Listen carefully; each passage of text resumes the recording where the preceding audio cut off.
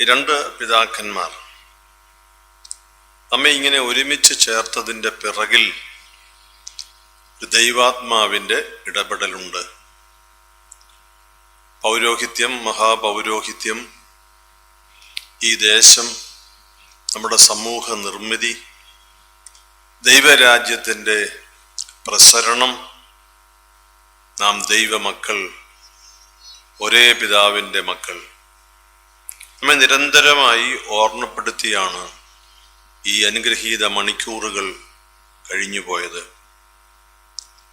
ആദരണീയനായ ഇമാം ബലിപ്പെരുന്നാളിൻ്റെ എല്ലാ ആശംസകളും സന്തോഷത്തോടെ ഞങ്ങളെല്ലാവരും അങ്ങേക്കും അങ്ങയുടെ സമൂഹത്തിനും നേരുന്നു.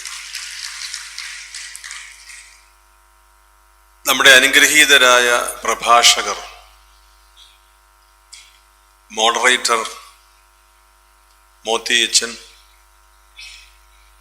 ആമുഖം ആവശ്യമില്ലാത്ത ഒരു പുരോഹിതനാണ്. അദ്ദേഹത്തിൻ്റെ വാക്കുകളിൽ ദൈവാത്മാവിൻ്റെ പ്രവർത്തന മേഖലകളെയെല്ലാം സമാധാനവും സ്നേഹവും നിറയുന്ന തലങ്ങളിലേക്ക് കൊണ്ടുവന്ന് നമ്മുടെ ഈ സംഭാഷണം ആരംഭിച്ചു. സ്വാമിജി മതത്തിൻ്റെ ഔന്നത്യത്തിലേക്ക് മനസ്സിനെ എങ്ങനെയാണ് എത്തിക്കുന്നതെന്ന് നമ്മെ പഠിപ്പിച്ചു. പരമകാരുണികന്റെ വഴികളിലൂടെ സംസാരിച്ചു. ഇമാം ബോബിയച്ചൻ നമ്മെ കൈചേർത്ത് പിടിപ്പിച്ചു, പ്രാർത്ഥിച്ചു, കെട്ടിപ്പിടിക്കണമെന്ന് ആവശ്യപ്പെട്ടു. സമാധാനത്തിൻ്റെയും സ്നേഹത്തിൻ്റെയും യേശു വഴിയെക്കുറിച്ച് നമ്മെ ഓർമ്മപ്പെടുത്തി. സംഭാഷണവും സമ്പർക്കവും നമ്മെ ബന്ധത്തിലേക്ക് നയിക്കുന്നു. കർത്താവ് പറഞ്ഞതെന്താ? നിങ്ങൾ സംസാരിക്കണം. വർത്തമാനകാലം പറയുന്നത് നിങ്ങൾ ഇന്ന ആളുകളോട് സംസാരിക്കരുത്. കർത്താവ് പറഞ്ഞു അവരുടെ അടുത്തേക്ക് പോകണം, സമ്പർക്കം വേണം. നമ്മൾ ശഠിക്കുന്നു, അവരുടെ അടുത്തേക്ക് പോവുകയോ അവരോട് കൂട്ടുകൂടുകയോ ചെയ്യരുത്. സമാധാനം അകലെ അകലെയായി നിൽക്കുന്നു. എല്ലാ വിഷയത്തിനും, മനുഷ്യനുണ്ടാക്കുന്ന എല്ലാ വിഷയത്തിനും പരിഹാരമുണ്ട് നാം സംഭാഷണം നടത്തുന്നെങ്കിൽ. Unless we dialogue, how could we solve the problem? എല്ലാറ്റിനും പരിഹാരം ഈ സംഭാഷണമാണ്. സംഭാഷണം സമ്പർക്കത്തിലേക്കും സാമീപ്യത്തിലേക്കും നമ്മെ നയിക്കും. സമാധാനം അവിടെ സംജാതമാകും. സമാധാനം എന്നത് കർത്താവ് പറഞ്ഞ് ശിഷ്യന്മാരെ വിളിച്ചുകൂട്ടി പറഞ്ഞു, സ്നേഹിതരെ, 8 ഭാഗ്യങ്ങളെ കുറിച്ച് പറയാം. അതിലൊരു ഭാഗ്യം, സമാധാനം നടത്തുന്നവർ ഭാഗ്യവാന്മാർ, എന്തെന്നാൽ അവർ ദൈവപുത്രന്മാരെന്ന് വിളിക്കപ്പെടും. ദൈവപുത്രന്മാരെന്ന് വിളിക്കപ്പെടുന്നതിന് അർഹതയുള്ള കാര്യമാണ് സമാധാന പാലനം. ഈ 2 പിതാക്കന്മാർ കോഴിക്കോടും കോട്ടയത്തും തിരുവനന്തപുരത്തും ഇങ്ങനെ ഒരു സുഹൃത്ത് സംഗമം വിളിച്ച് കൂട്ടിയപ്പോ അതിന്റെ പിന്നിലെ സതുദ്ദേശം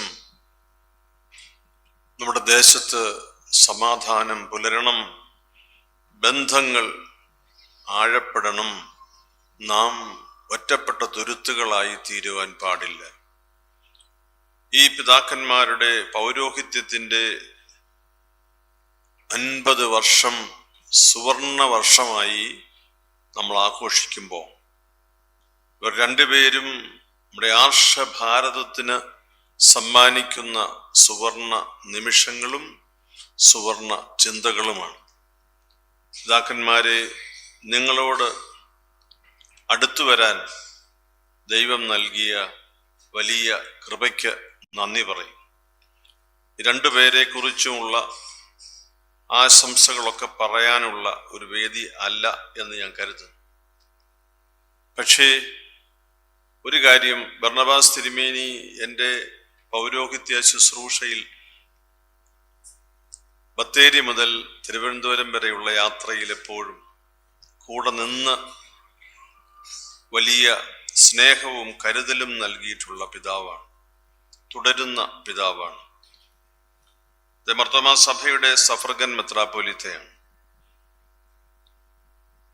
അഭിനന്ദനായ ബിലക്സിനോസ് തിരുമേനി ഞാൻ ഏറ്റവും അടുത്തം പരിചയപ്പെട്ടത് അമേരിക്കയിലെ ശുശ്രൂഷയിലാണ്.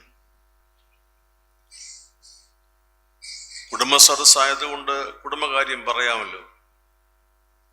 തിരുവനന്തപുരത്ത് വന്നതിന് ശേഷമാണ് എനിക്ക് അദ്ദേഹത്തിന്റെ ഹൃദയം കുറച്ചുകൂടി അടുത്തറിയുന്നതിന് ഇടയായി.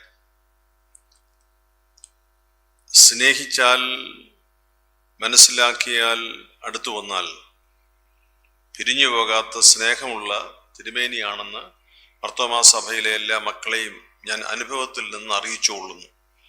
ഏതെങ്കിലും കാരണത്താൽ അകലെ നിൽക്കുന്നവരുണ്ടെങ്കിൽ അടുത്തു വരട്ടെ. ഹൃദയത്തിന്റെ വലിപ്പമുള്ള ഒരു പിതാവ്. ഞാൻ സൂചിപ്പിച്ചത് ഈ രണ്ട് പിതാക്കന്മാരും ഞങ്ങളുടെ പിതാക്കന്മാരാണെന്ന് ലോകത്തിന്റെ ഏത് മുക്കിലും മൂലയിലും പറയുന്നതിൽ എനിക്ക് അഭിമാനമേ ഉള്ളൂ, സന്തോഷമേ ഉള്ളൂ. കാരണം അവർ ഞങ്ങളുടേതാണ്.